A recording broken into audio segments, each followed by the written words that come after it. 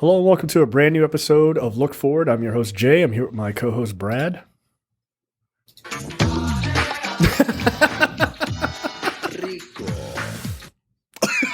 Fair enough. Fair enough. I'm proud of you, Brad. That's pretty good. That's pretty good. Not bad. Not bad. So yes, we are back. It is, in fact, this week in RICO. Look, We're all experts now. we're all experts. I got to tell you though, still love that song. Still love that song. It feels it feels more relevant to my life now than you could ever imagine. I tell you, I want to believe that Mexico is like Canada was in How I Met Your Mother, where the culture of Canada is 13 years behind America. that is correct. Yeah, it's nothing has changed. It's the 90s here, or like the early 2000s. In some ways, that actually is true. Like there are things you're like, okay, but like, that fashion has left, like it's gone. They're like, not down here. It's not like we're still doing it. I'm like, okay, this is cool. It's fine, man. Like, Do you need me to go to a thrift store and find some like Dallas Cowboy starter jackets to send down your way? If you don't mind, if you have the time, if you have the time. Hell yes, let's do it. As Brad so eloquently played the song implicating that there is in fact a RICO charge on the table, coming from Fonnie Wilson's DA's office in the great state of Georgia. We're going to talk about it. We got a lot to talk about Georgia, so let's get right into it. Look, the Georgia indictment hits Trump and 18 other people with a lot of charges for mainly spawning from campaign interference in the 2020 presidential election. So, I'll ask this question, and then I'm going to pull up the sort of the list of indictments. Did this feel like enough? Did it cover enough? Were there any big shocking news of like who was indicted, who wasn't indicted? Did any of that did that jump out to you, or did this feel like sort of like down the list as you expected? No, this actually of all the indictments, this felt the most comprehensive just because of how many charges were listed and how many people were on it.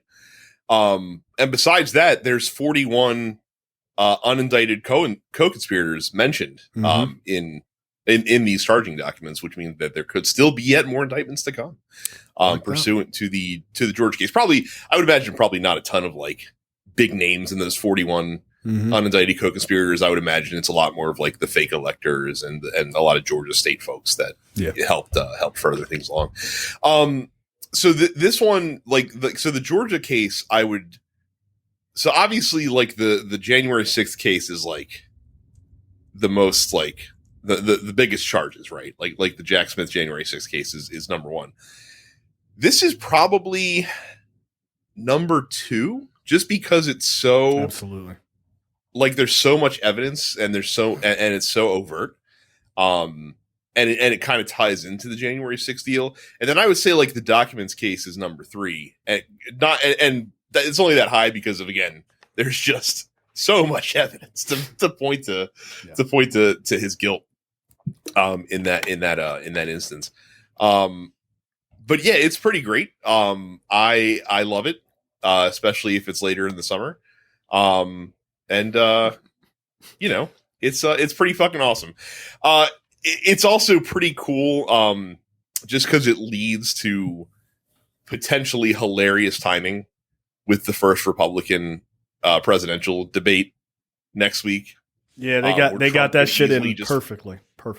Well, and not only that, but Trump could even use this to his advantage just by stealing all of the oxygen in the news cycle by turning himself in, either on the day of the debate or the day after the debate, so that no one's talking about what happened in the debate. Like that's weird. It's weirdly advantageous for him. It is the only way in which it is advantageous for him to be indicted on numerous felony counts. Yeah, like I hadn't thought about that. Like that's actually a very good point. Is that you quite literally could end any conversation if the debate, which is next Wednesday, by the way, we will not unfortunately be live covering it because apparently Brad has a life.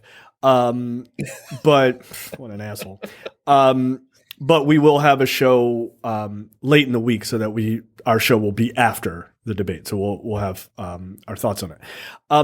But you're right.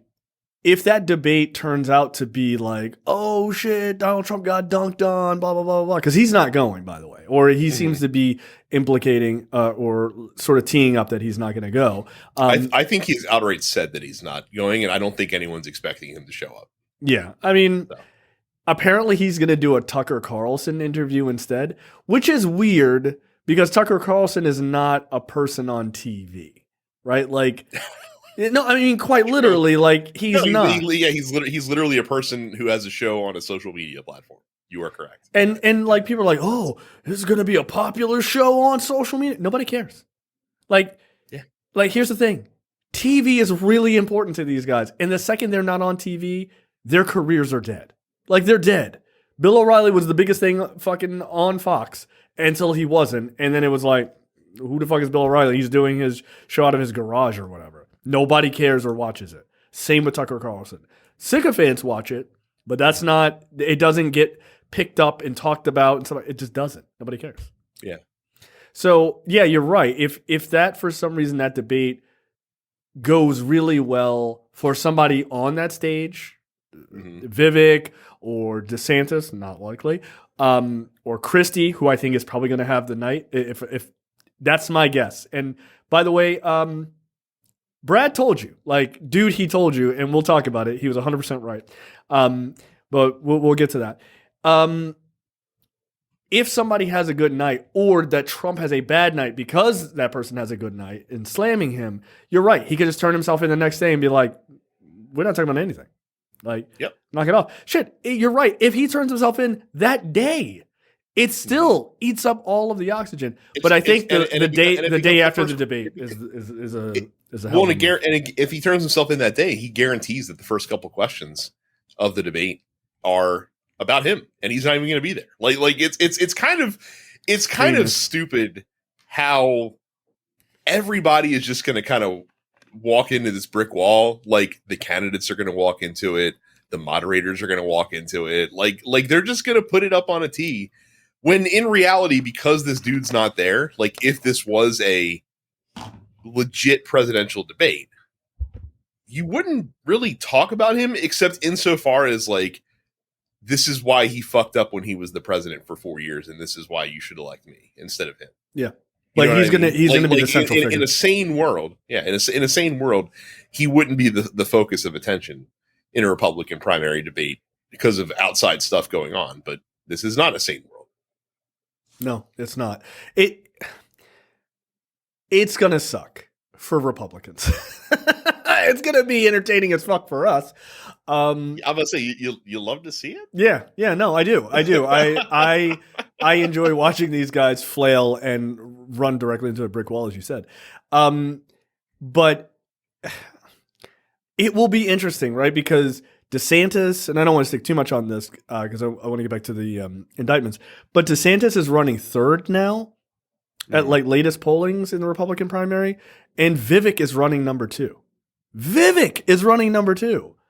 I can't. Remind me to talk about Vivek when we get to the debate strategy portion when we talk about DeSantis, because I heard him say something batshit crazy this week, and I'm curious to get your thoughts in case you hadn't seen it. Oh, okay. I don't think I have. I saw a clip of him muted of him doing "Lose Yourself" by Eminem, and I was like, "End of this. I'm not watching this. I don't want to hear anything." No. This was a policy conversation, and God. It's a little wonky, but it still blows my fucking mind. Okay, but we'll talk about it. All we'll right. talk. We're talking about one of my favorite things ever.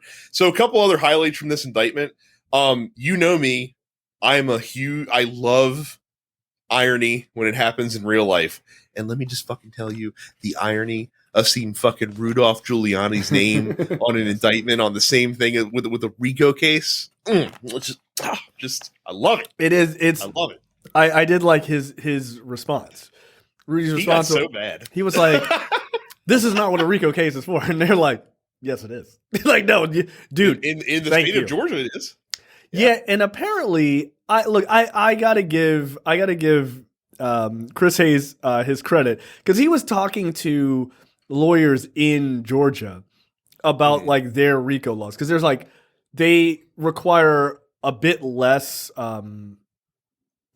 Like the threshold to indict somebody under a RICO charge is far less. Not far less, but it is a bit less under Georgia, right? It's a little bit broad because I think they really go after like gang violence and shit like that, right? Like that's what they use it for, and to quite a lot of success.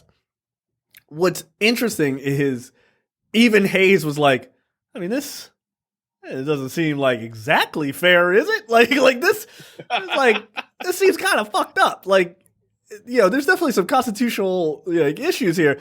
And he was like, that does seem messed up. And the guy from Georgia, the lawyer, was like, yeah. And like, who gives a fuck? Dude, that's the law. Like, you shouldn't have done that. Don't do the crime down here. Like, I don't know what to tell you. But even Hayes called it out. Actually, like, it feels a little fuzzy. It does feel a little fuzzy, but it's actually also really interesting because the point was also made that like this is a very weird situation. And we can kind of tie this to like compare this with the Jack Smith case that they have. So like the Jack Smith case is outlining, very specific charges that they're levying against Trump. Like here's things he did that and his co-conspirators did that were illegal under the law. And they're going to tell other, bits of the scheme to steal the election as part of that.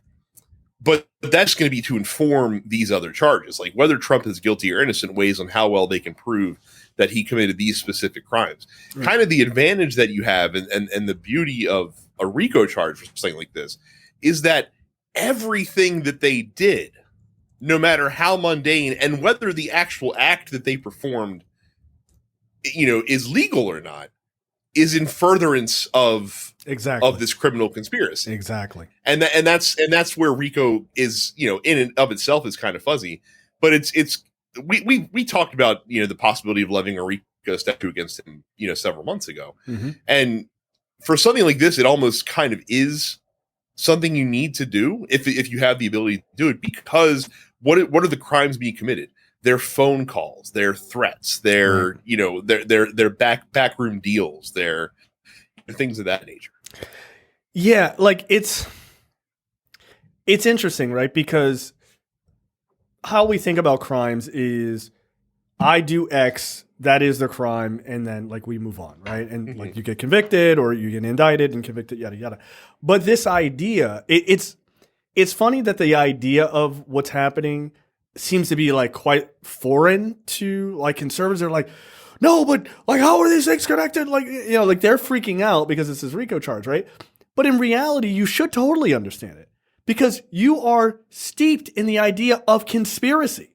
Like that's this is a real conspiracy. Conspiracies aren't fake. A conspiracy isn't automatically a conspiracy theory, right? Like they're very real. Where a couple of people get into a room and they go, we're going to do this thing. And that's quite literally what they did.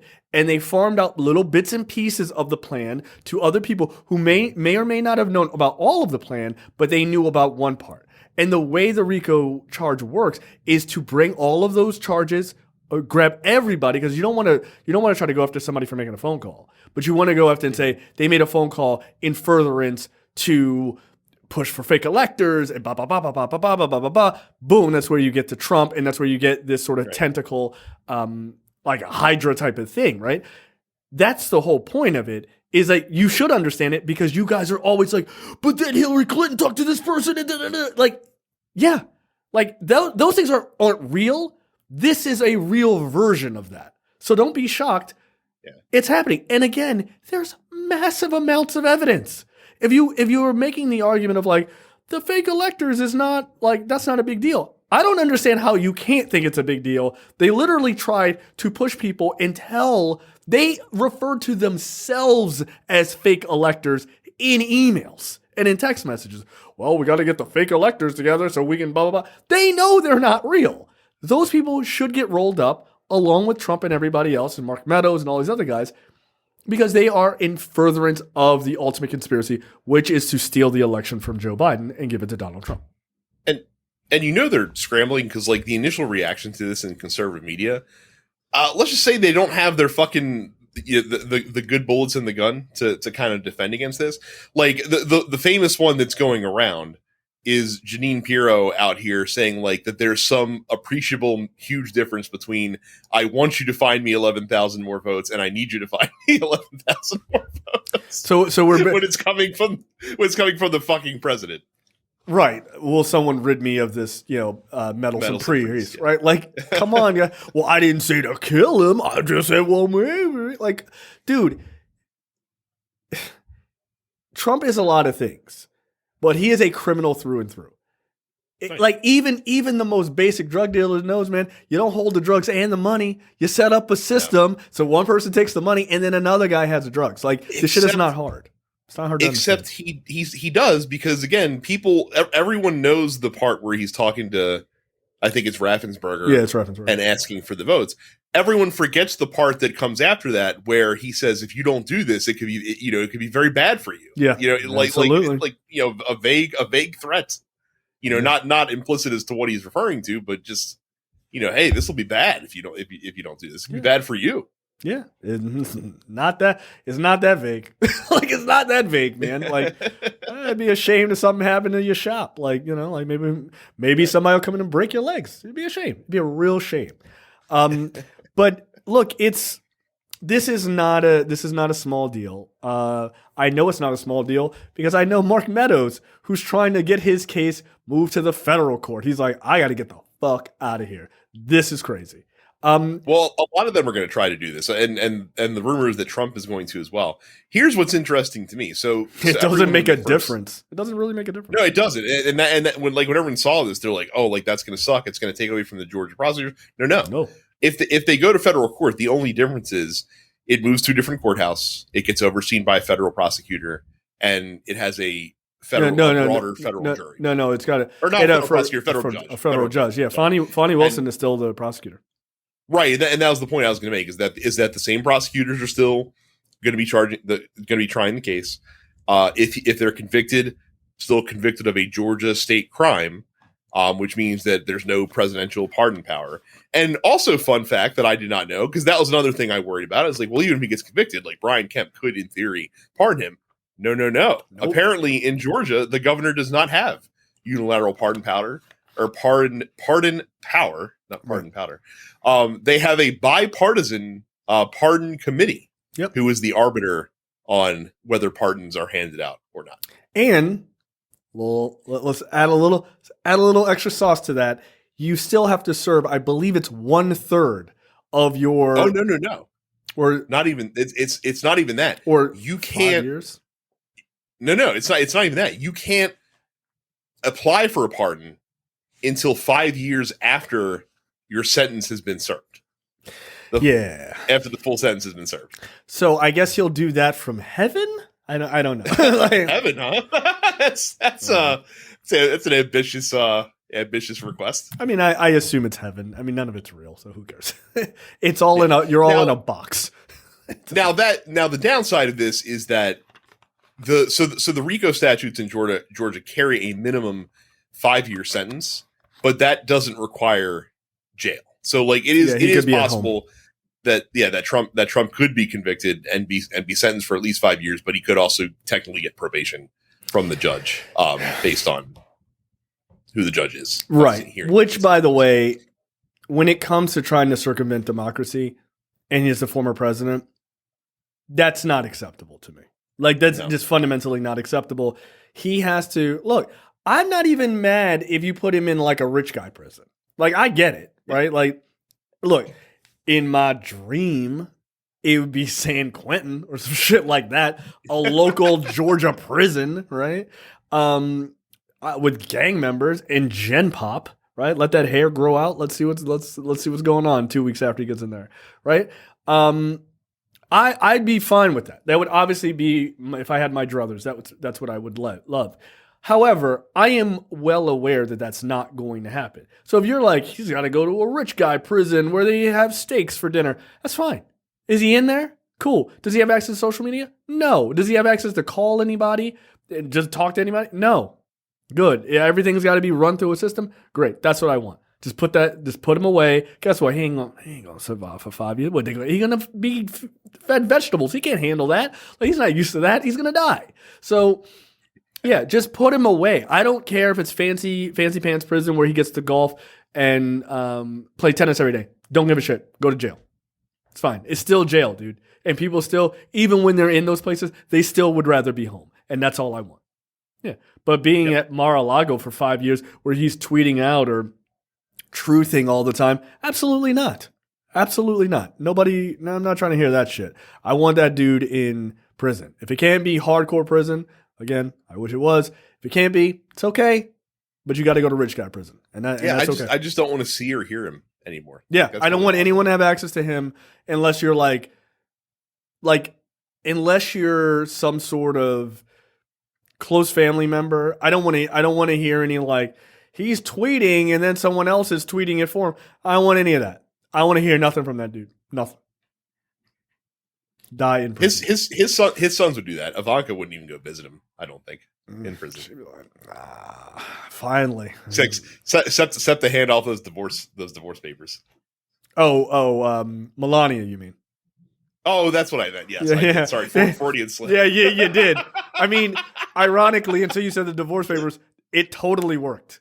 It totally worked. Oh, no. Melania is not going. You can guarantee. Look, she's not going to wait to prison to serve those divorce papers. Are you fucking kidding me? She's probably going to go down to fucking the Caribbean is sign this. One person, I'm out. Done. She's not waiting, She's not waiting. Get out of here. She can't wait for that dude to go to prison. Like we talked about, Mark Meadows is trying to move his to the federal court. Again, we explain why that will. It's quite literally the federal court is just 3 blocks away from the court they're going to be in now, so it doesn't mean anything. But by the same token, I do really want him to be tried in Fulton County because those are the people that he directly most tried to impact. 100%. Part of what he's being charged with is what he did to Ruby Freeman and Shay Moss and fucking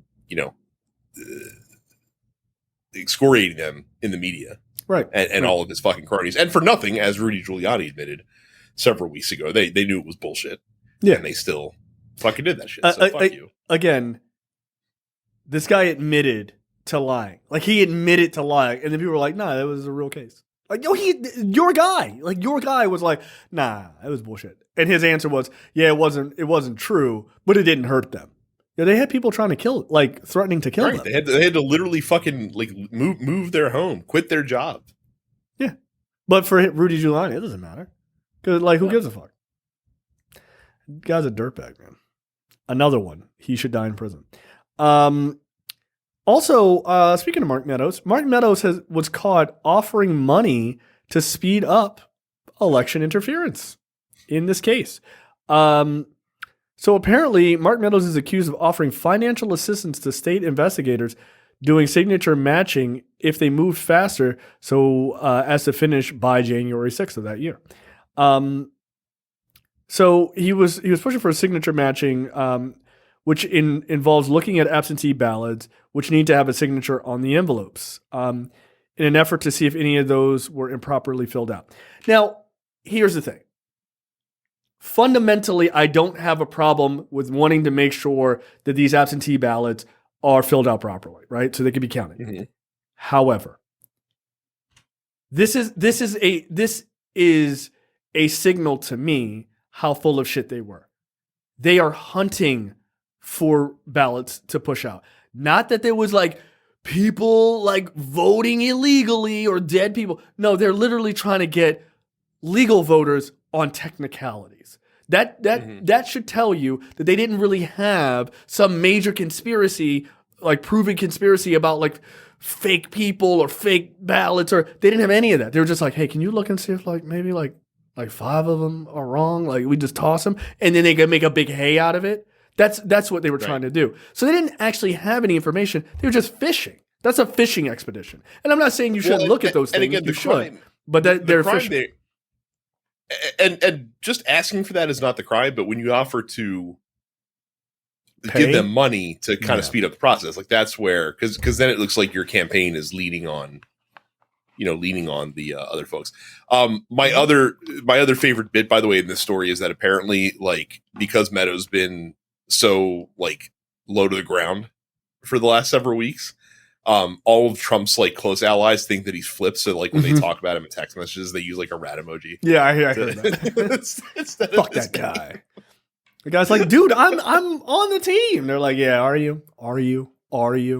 I don't think he wants to be. Believe me, I think if Mark Meadows is offered a good deal to flip and testify, I think he's doing that in a fucking heartbeat. Are you kidding me? Good for him. Good, because I want him to plea, but I want him to dime out Trump. But they're like, yeah, but you're still gonna do a year in jail. Like, damn it! Like, that's what I want. Like, he shouldn't get off scot-free. But I would love to see him knife Trump in the back on the way out. That'd be fun. Because I think a lot of people will eventually do it. It's so funny, Mark Meadows, because that dude, people forget because it's easy to forget. That dude was the head of the Freedom Caucus. He was basically just he was Jim Jordan. Jim Jordan, his lieutenant. Mark Meadows had a lot of stroke in Congress. He could have been a guy potentially that could have challenged Kevin McCarthy for Speaker of the House, perhaps. 100% he could have. And instead he decided to take that chief of staff job, and look what happened. I don't know how many examples you need as a politician to see the people who have been driven over in the Trump bus during their political career, in the short political career that is Donald Trump's. Why would you hitch your star to that wagon, dude? Like, why?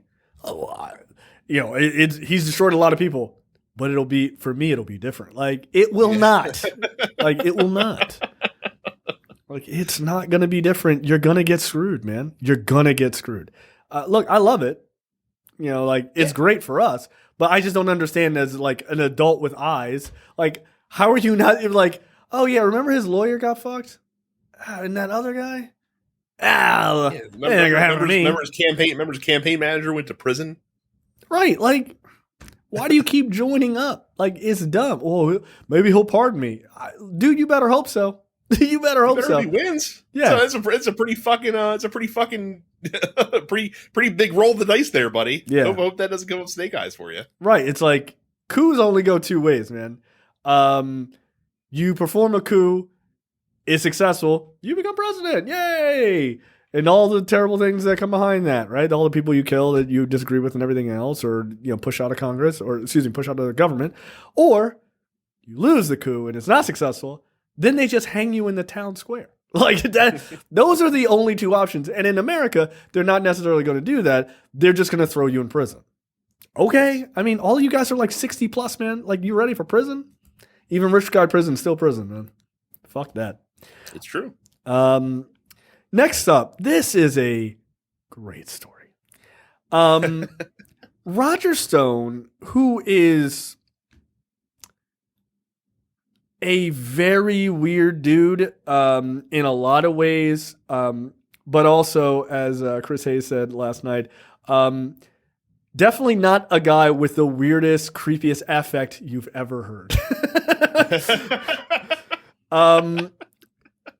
Roger Stone is a fucking wild dude, right? November 5th of 2020, Roger Stone is dictating. This is on video. He is literally dictating a letter to whom I do not know. But he is dictating to this young man the fake electors plot. This is 2 days before the race is even called for Joe Biden. That these guys, and Roger Stone is so deeply tied to Donald Trump for decades. Quite literally, he was pardoned when he was convicted during Trump's first time as president, hopefully the last. He pardoned Stone like just days before he left office. So Stone months before he left office. Months. I don't know if you remember, like when he pardoned Stone, that was actually right in the middle of the presidential race against Joe Biden. Like, and people were shocked that he did it because it was something that, just it seems like such an overt abuse of political power to do it. And Chris Hayes made the point that boy, it sure looks like he did it. Just that Roger Snow could start running ops on the ground. Yeah, I mean, for 100%. 100%. And look, that's exactly what happened. So here is Stone on video. You can watch the link that we have in the show notes. Dictating the fake electors plot, like beat for beat, exactly what they did. Again, before the election was called. They have always made the argument that after the election, they were so worried about the improprieties and blah, blah, blah, blah, blah. They started kicking this idea around, which, by the way, is still not okay. But they had made the argument that it was after that they were like, well, maybe, blah, blah, blah. By the way, many other people called this as a strategy they were going to try months before the election even happened. I mean, right? Steve Bannon did it. No. His fucking podcast. Yeah, no, he also did. But no, what I'm saying is political analysts were like, this is the way that they're going to try to steal the election. If Joe Biden wins, which is go to the states, push it to the states would eventually, because they are 2/3 Republican, they would vote, their legislatures would vote, and that would kick it to the House. And then, of course, you'd have President Trump again. I mean, people called that. But here is Stone saying, we need to get a slate of electors from Republicans in these particular states, yada, yada. So they were well aware. Again, I'm not sure how you don't understand what the conspiracy is. They're literally on tape committing it. Like, they're literally in a dark room typing on a keyboard, what are the evil things we're going to do on Wednesday, right? Like, they're doing it. It's very obvious. He is not a person listed in the indictment. Well, he could be. We just don't know, because he could be one of those unindicted co-conspirators, and they could easily be preparing an indictment for him. As time goes along. As well. I got to tell you, though.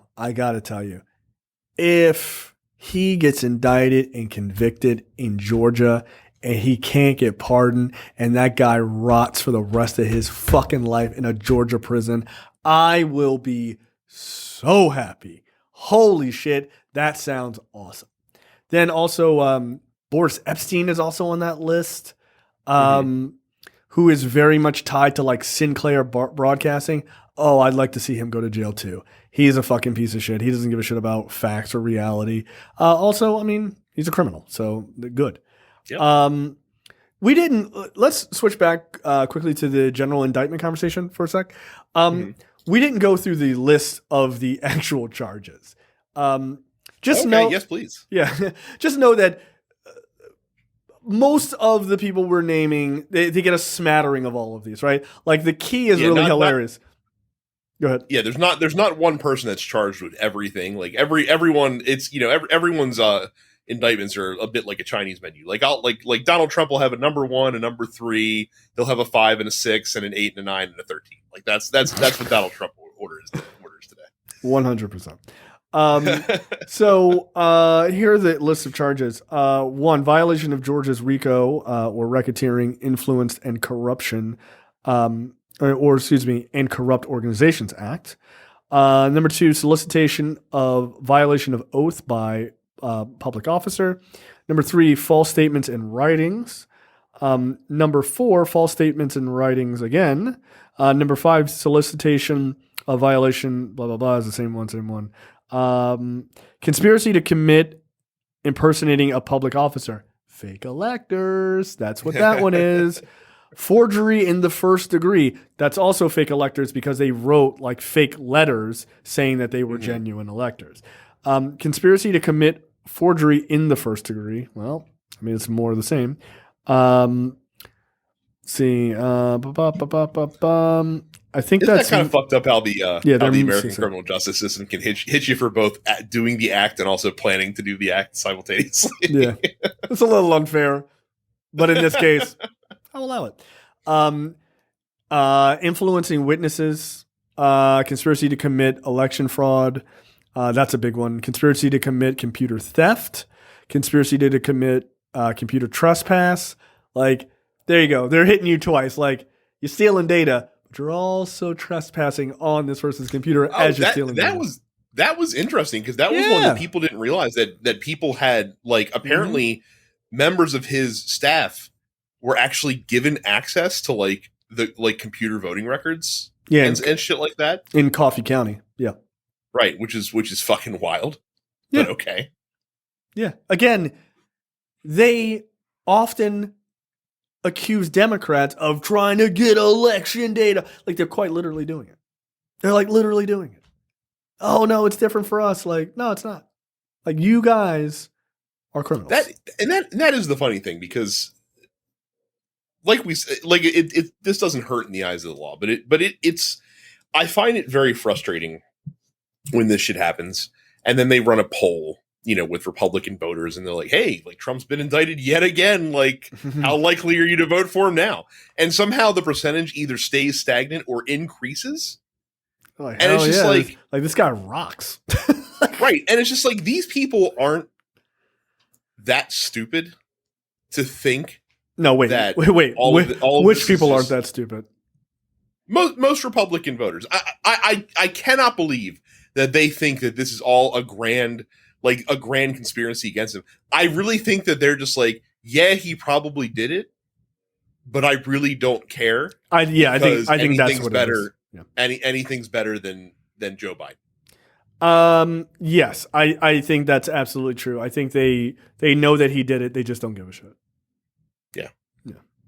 Which is crazy. But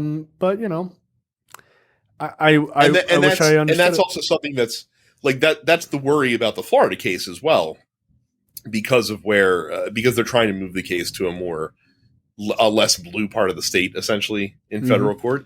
And so I think, like, really in that case, specifically the documents case, I think their only hope is to basically have the jury nullify the verdict, where they get a couple. And what jury nullification is, for those that don't know, is where the jury doesn't say, oh, that they're not like we know he did it, but we don't care because we don't think he should go to prison for doing it. Like that's what jury nullification is. Like, hey, like he did the crime. It's not legal, by the way. Like it's not a tactic you're allowed to really go for. But they're hoping that they can find, I'm sure, 2 or 3 big Trump fans that they can somehow sneak onto that jury and to hang the jury, basically, so that they don't, there's a mistrial instead of him getting convicted. Yeah. I don't think he's going to get acquitted. I don't think that's possible. Oh, no, I don't think so. It is interesting, right? Like that idea of getting a jury, like it's going to be, the evidence is going to have to be so fucking insane. Like it's going to be difficult for them to run the table, right? Like it really is. But at the same time, it's going to be super difficult for Trump to run the table, to get away from all of this. I don't expect prosecution to get every charge that they go after, and they rarely do. Like usually when you're throwing like a wall of charges against somebody, there's a couple that you're really hoping stick. You're not expecting to get every one. No, and oftentimes the jury will also, focus in on the bigger counts and then not really worry about the other ones so much. So, yeah, we'll see. We shall see. Next up, nothing is funnier than watching Ron DeSantis flail. Like it's hilarious. Ron DeSantis tells CNBC that him and his allies have largely moved on from the Disney feud. Oh, have you? Have you now? You mean to tell me that the whole sticking it to Disney and fighting to get the, to take their land away and all that shit, that was just a political stunt? Posturing done to raise his political profile?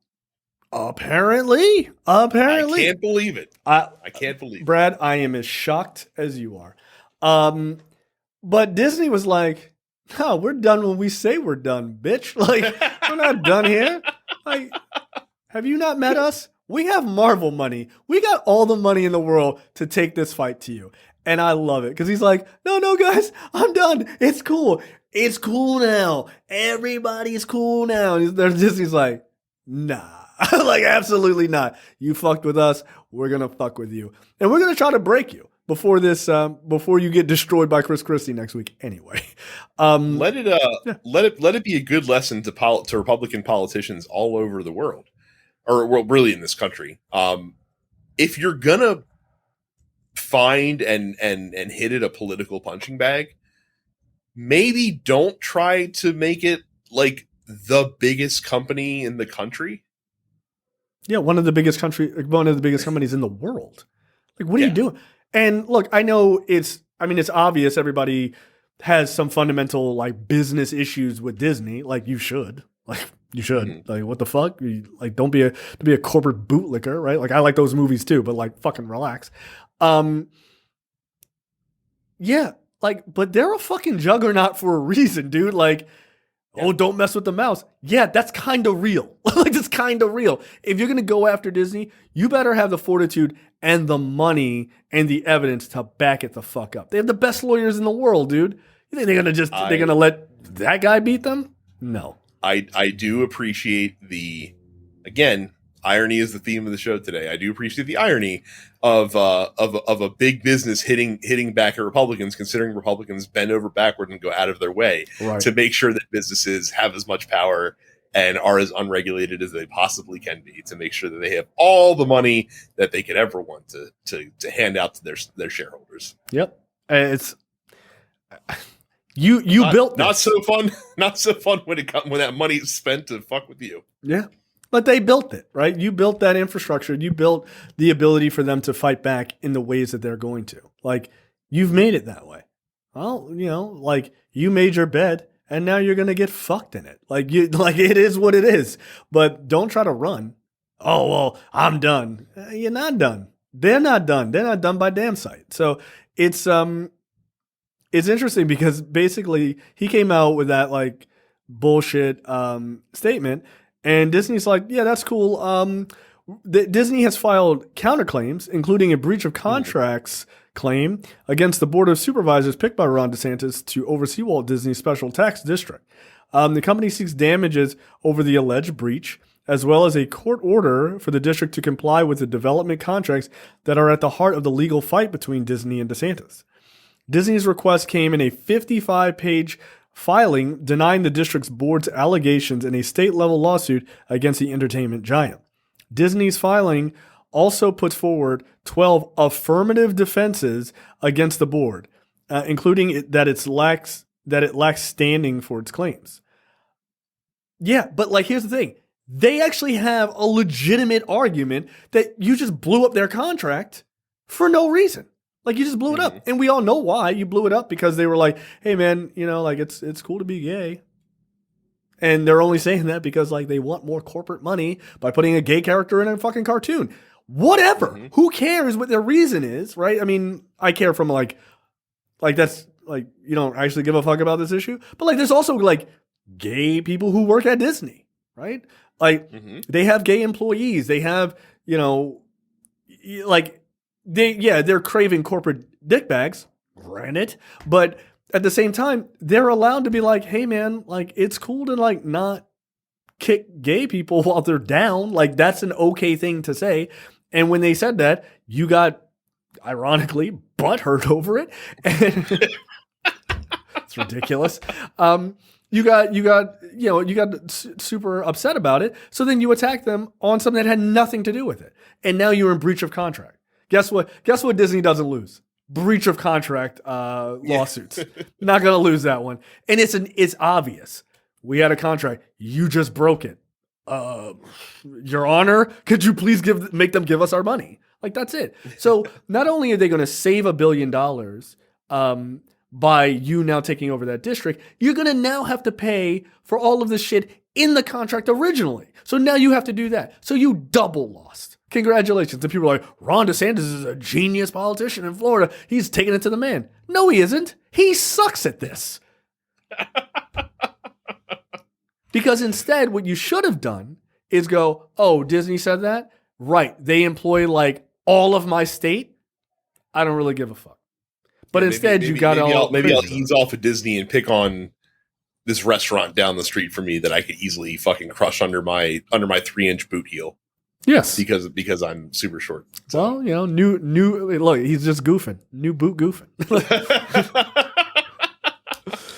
Yeah, like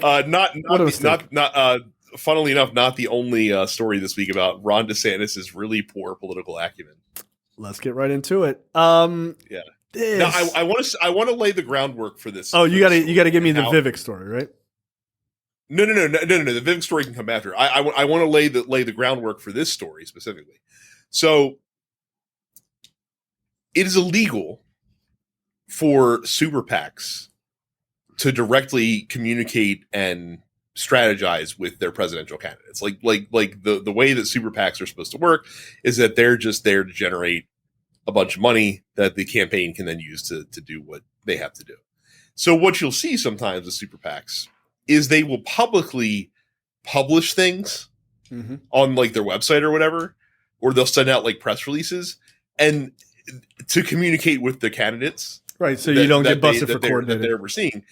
Because if they're not doing it behind closed doors, then it's above board, essentially. You're just putting out a communication, even though very clearly, it's communication pointed towards like, hey, here's what we think you should do, because it would be a really good idea, and we're giving you a shitload of money. So like, that's how this story begins. And it's very funny to me. Yeah, no, go for it. Keep going. Yeah. So the guy that runs Axiom Strategies, that's a company that's owned by the chief strategist for the Ron DeSantis super PAC. No conflict. And a little bit, just a tad. But they decided to publish the debate strategy. Hell yeah. For Ron DeSantis on their website publicly. And here's the debate strategy. Now this memo was taken down, but on the internet, nothing is gone forever. Nope. And so they outlined 4 goals that Ron DeSantis should have on this debate next Wednesday. Goal number 1, attack Joe Biden and the media 3 to 5 times. Okay. Reasonable goal, I guess. Par for the course, right? Sure. Goal number 2, state DeSantis's positive vision 2 to 3 times. I think that's an excellent goal. Pause. I love that attacking Joe Biden, higher precedent number 1 than giving your vision for what America should be. Says a lot about you, but go ahead. Yeah. Number 3, and this is where it starts to get very funny. Hammer Vivek Ramaswamy in a response. Why is he calling out Vivek Ramaswamy, you might wonder? Well, that's because Vivek Ramaswamy has somehow climbed above DeSantis to be the number 2 candidate behind Donald Trump in most polls around the country. The heir apparent. So he's got to take down. But number 4, and this is where Jay said that I told you guys this would happen. I said, wouldn't it be funny if not only if like DeSantis and these guys didn't attack Donald Trump, but in fact dove in front of the bullets that Chris Christie and Asa Hutchinson are going to be firing at Donald Trump. Stratagem number 4, defend Donald Trump in absentia in response to a Chris Christie attack. Hey, this guy's the leading candidate in our party. I want to be the presidential nominee instead of him, but don't you make fun of him when he's not here, because that's not nice, because he can't defend himself. I even made a TikTok out of that clip where you talked about it. Is there a thing more emasculating than be like, Donald Trump's our hero? You're in a contest against him. I'd be like, oh, really? He's in Donald Trump? What a shame. Anyway, let's fucking rock and roll. Sorry, Donald. Guess you should have been here. And then you could have fended off that attack yourself. Right. Like, if anything, like, I don't know, like fucking piggyback on that shit. Like drop an elbow yourself while the man's down. Like you don't run to be like, let me defend him. And again, Brad, you're 100% right. And now that is out there, when he tries, Chris Christie is going to fucking embarrass you over it. Because he's going to be like, yeah, I know your little memo told you to do that. And he's like, and here's why you're a punk bitch about it. And look, Chris Christie's from New Jersey, dude. You think he's not going to be a dick? Of course he's going to be a dick. He can't help it. That's who he is. Well, and here's the thing, because this memo is out here. Even if DeSantis doesn't take that bait now, so like even if Christie fucking fires a salvo off at Trump and DeSantis doesn't jump in to save him, Christie's still going to work in that dig somewhere where like DeSantis will say something and they'll be like, oh, Governor Christie rebuttal. He'd be like, well, I don't know if that was in Governor DeSantis's plan from his super PAC, but blah blah blah. All you have to do is just kind of tee it up with that one. Christie's a dick. Like, but the thing is, it's a bit of his superpower, right? Like that is a bit of his superpower. And I feel like there's a bit of the Republican Party who's like, I like that. Like, I like that about that guy. And even though like he hugged Obama or whatever, I think he is going to appeal to a certain amount of Republicans who are not necessarily like diehard Trump folks, who are going to be like, I like a fighter though. Like that's what they like. Of all the things that Republicans like besides fascism, is they like strength. They do. And however that comes across. In Donald Trump's case, strength is like making fun of handicapped reporters. And, like it's a twisted version of that, but they like strength. If Christie can come off just like dunking on Ramaswamy or DeSantis especially, like I think there's a very good chance that if Christie goes really big and hits really hard but is serious, not out there to be like, let's make some jokes, but is out there serious and like really hits him and hits these guys, I think you could literally see Christie being in second place behind Trump. Like quite quickly.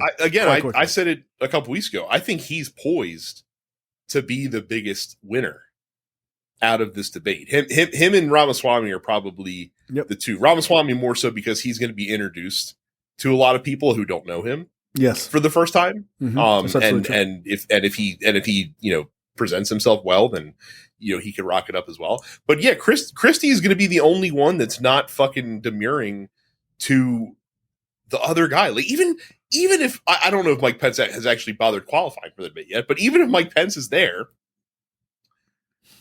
Pence is still like, he's gonna be like, yeah, January 6th really fucking sucked and that was real bad. But that's the only even slightly negative thing he'll say about Trump. And he probably won't even attack Trump personally. He'll probably just say the same line he's been saying, where it's like, the president was wrong. I did not have the authority to do this thing that he wanted me to do on January 6th. I did my duty as the vice president. And if the president says differently, then he's incorrect. Like that's as far as he'll go. Donald Trump's incorrect. Trump. Way to go. You fucking nailed it. Well, and if you think about it, Pence can't credibly attack Donald Trump either for anything he did as president because he was fucking along for the ride. So why are you running? Like, why are you running, dude? Like, it seems very weird that you would even run for president. All I'm saying is, like, all you need to do is embarrass Ron DeSantis, whoever you are. Whether you're Rick Ramaswamy, or Vivek Ramaswamy, or Christie, or Nikki Haley, any of them, embarrass Ron DeSantis. Like, go after Trump, of course. Like, that should be your priority. You got to knock him down a couple pegs, but embarrass Ron DeSantis. Like, yeah, you're immediately in second, third place, baby. Like, that's a big jump up. So, and I think after this, I think curious to see. Like, DeSantis is going to look so bad at this, man, because he's not a good debater one-on-one. No, he's not. When he has people like targeting him from all sides, he's going to get whiny. He's going to get frustrated. He's going to get indignant. He's going to lose his cool. Like he's going to be fucking flummoxed on that stage, and I think he's going to be hurting after this debate's over. Yeah. Okay, so the Vivek story. So yes. I don't want to forget about this.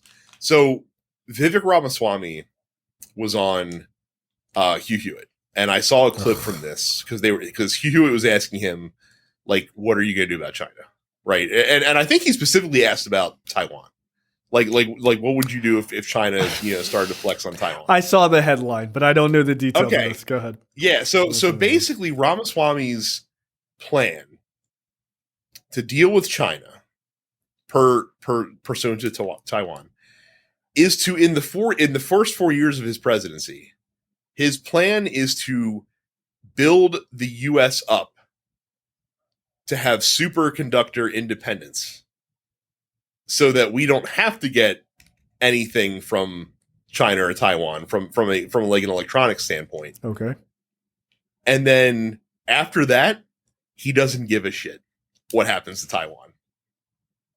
He's just like, it's not my fucking problem anymore. You don't get to be president. So he just like you don't get to be president, yo. Like you don't get to be president. Yeah. Yo, that sort of laissez-faire. China wants to fuck. Yeah, China wants to fucking roll tanks, and I think Dan Pfeiffer said it best. That is the most fucking technocrat, dumb fuck, business guy answer that you could possibly give to that question. You sound serious. Not a shred of human empathy, not a shred of foreign policy know-how. Just like, let's just find the fucking most binary solution to this problem. Let's fucking fit because the actual problem's not the China-Taiwan relationship. The actual problem is we need to get fucking superconductors from somewhere. So as long as we can fix that issue, then America's problem is solved. And fuck what happens in the rest of the world. Yeah, Dan Pfeiffer is 100% correct. But at the same time, I laugh, right? Because Ramaswamy's viewpoint is, hey man, we need to just get more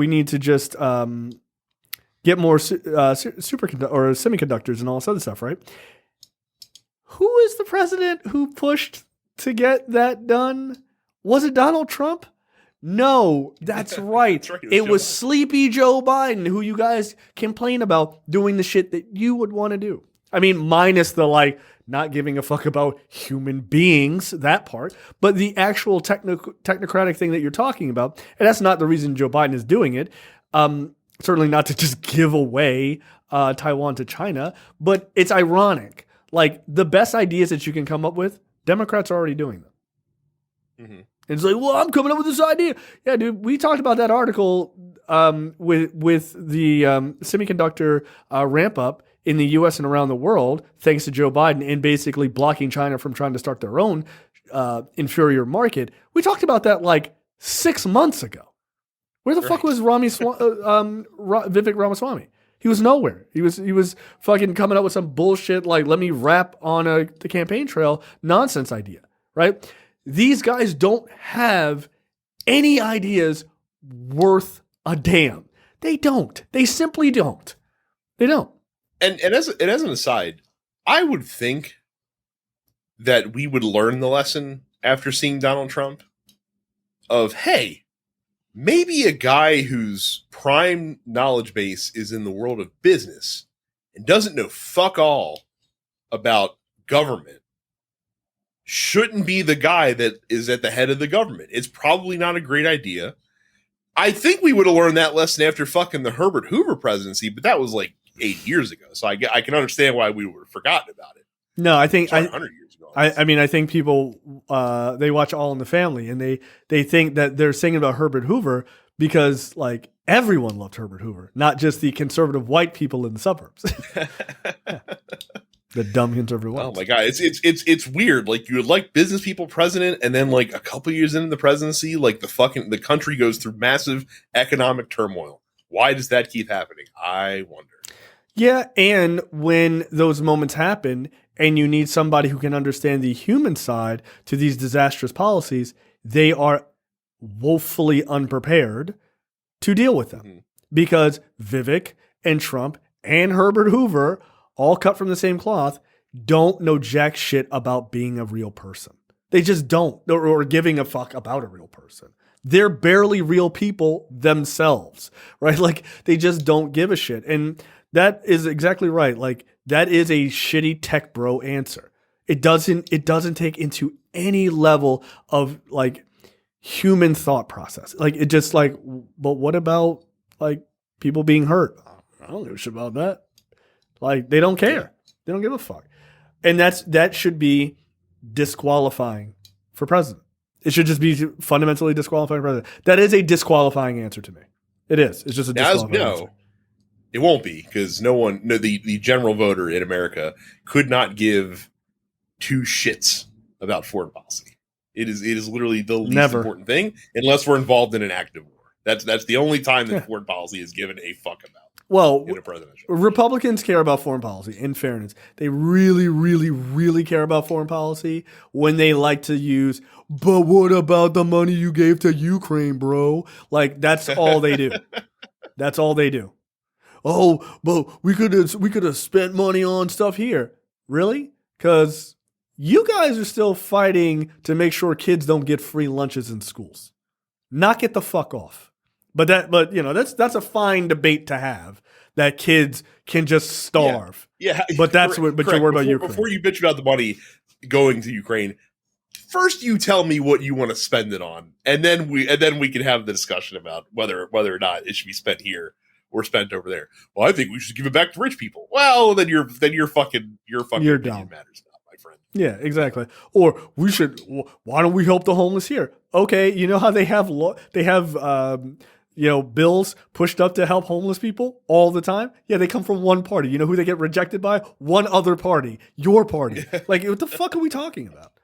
Like, that's the thing is, like, a perfect example is, like, recently, getting back to like the food, the lunch for kids thing, right? I think it was Massachusetts passed a 4% tax increase on millionaires and above. And so they were like, we're using that tax money to make sure all kids have access to free lunch, like across the whole state. Republicans nationwide were like, how do we get that law repealed? That was their response. The response to getting kids food was, fuck those kids. What are you, Michael Jordan? What's wrong with you? Okay, that's the end of the free portion for this week's episode of Look Forward. Make sure you go to lookforwardshow.com/premium. Sign up for premium content. It's only $5 a month or $50 for the full year.